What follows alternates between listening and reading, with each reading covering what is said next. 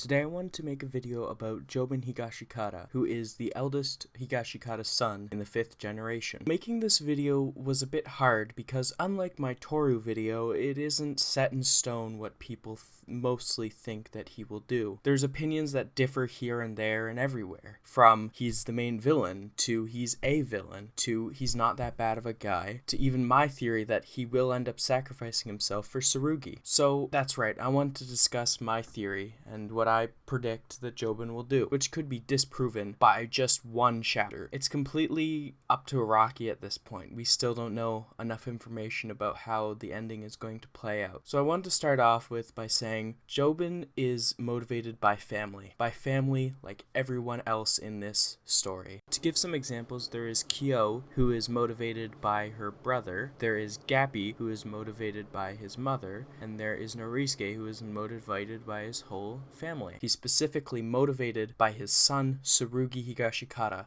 who is suffering from the rock disease that has claimed so many lives in his family. His mentor is not his father like many of the other Higashikata kids. It is in fact Kato Higashikata, Norisuke's wife, turned criminal when she helped murder a kid in exchange for keeping all the Higashikatas safe. Her murder of the child changed Jobin and his perspective on the rock disease. He thought, why let the family suffer when we can let someone else, one person, suffer and save the family a lot of pain? And this shaped Jobin's mindset into anyone else that's not us is bad, is not our problem. That he displays with Yasuo many times, specifically Yasuo, because he attacks her more than once. He attacks her multiple times, and the most recent attack has been nearly fatal and will probably lead to her needing a Rokakaka fruit. We know that Jobin cares for his family a lot. We know that he loves his wife, he loves his son, and he loves his brothers and sisters, and even his father. When he did attack Norisuke, I don't believe he killed him, but when he did attack him, he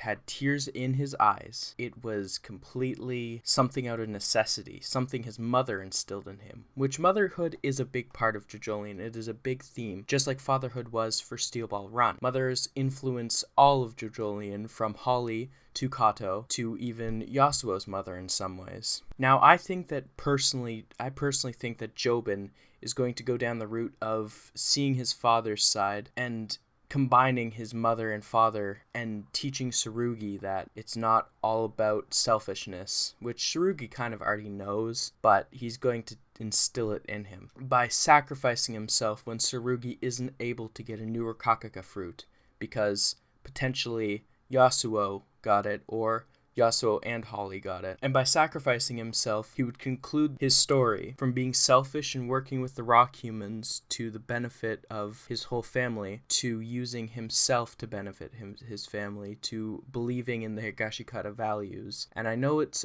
about breaking a curse. I believe Jobin is going to sacrifice himself for Tsurugi because he loves him, and that's what his father wants to do, and I don't think he's willing to see anyone else suffer, because in the Higashikata family, obviously, he's not willing to see anyone else suffer. We know this because he made it quick for Norisuke. He did not wait and bubble his skin like he did to Ojiro. He'd made it quick and painless. I think a lot of people are going to disagree with this, but I don't really care.